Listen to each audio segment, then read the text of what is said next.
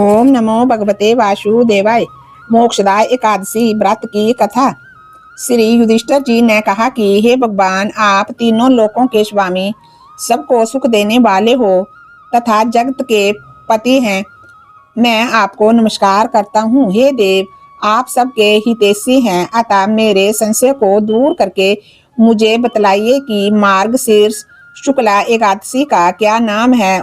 उस दिन कौन से देवता की पूजा की जाती है और उसकी विधि क्या है। भगवान कृपा करके आप मेरे प्रश्नों को उत्तर को विस्तार पूर्वक दीजिए। ये सुनकर के भक्त वत्सल श्री कृष्ण जी कहने लगे कि हे धर्मराज युधिष्ठिर, आपने बहुत ही उत्तम प्रश्न किया है। इसके सुनने से आपका यश संसार में फैलेगा। सो मैं तुमको मार्गशीर्ष शुक्ला एकादशी का नाम बताता हूँ। इस एकादशी का नाम मोक्षदा है।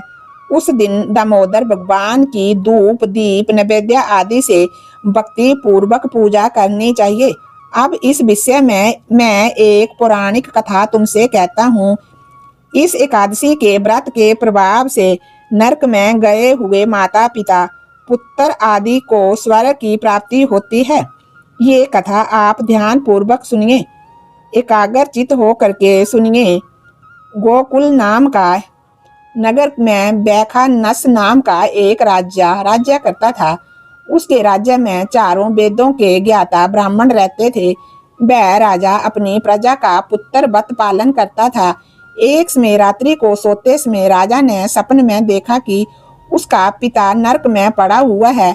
इससे उसे बड़ा दुख हुआ और प्रातः होते ही विद्वान ब्राह्मणों के पास जाकर के अपने सपन की कथा को कहने लगा कि मैंने अपने पिता को नरक में पड़ा देखा है और उन्होंने मुझसे कहा है कि हे पुत्र, मैं नरक में पड़ा हुआ हूँ, यहाँ से तुम किसी प्रकार मेरी मुक्ति का उपाय करो।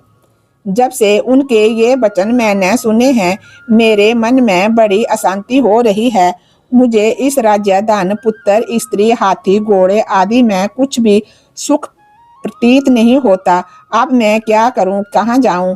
इस दुख के कारण मेरा सारा शरीर जल रहा है। अब आप कृपा करके कोई तप दान व्रत आदि ऐसा उपाय बताइए जिससे मेरे पिता की मुक्ति हो जाए। उस पुत्र का जीवन व्यर्थ है जो अपने माता पिता का उद्धार ना कर सके। एक उत्तम पुत्र जो अपने माता पिता तथा पूर्वजों का उद्धार कराता है, वह हजारों मूर्ख पुत्रों से अच्छा है।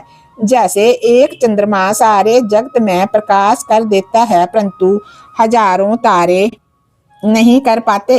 राजा के ऐसे वचन सुनकर के ब्राह्मण कहने लगा कि हे राजन, यहाँ समीप ही भूत भविष्य वर्तमान के ज्ञाता पर्वत ऋषि का आश्रम है। आपके प्रश्नों का उत्तर वे भली भांति दे सकते हैं।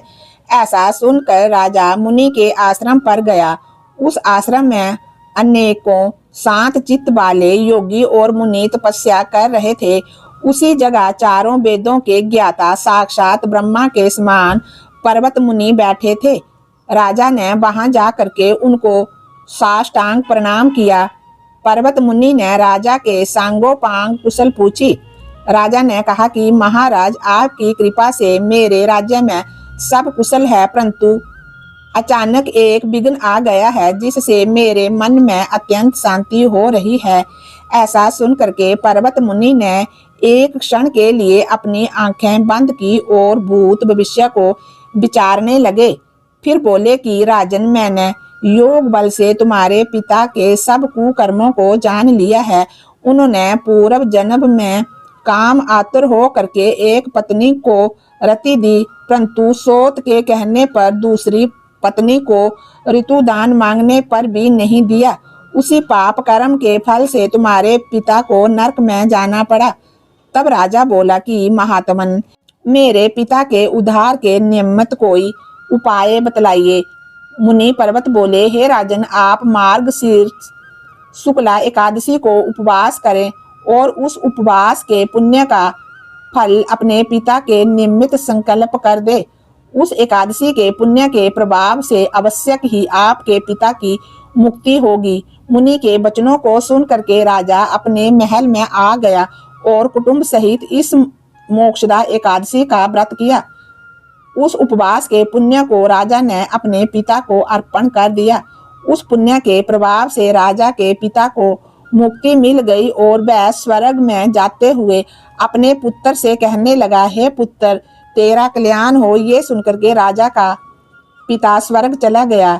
मार्ग शीर्ष मास के शुक्ल पक्ष की इस मोक्षदा एकादशी का जो व्रत करते हैं उनके समस्त पाप नष्ट हो जाते हैं और अंत में वे स्वर्ग लोक को जाते हैं। इस व्रत से बढ़कर मोक्ष देने वाला और कोई व्रत नहीं है।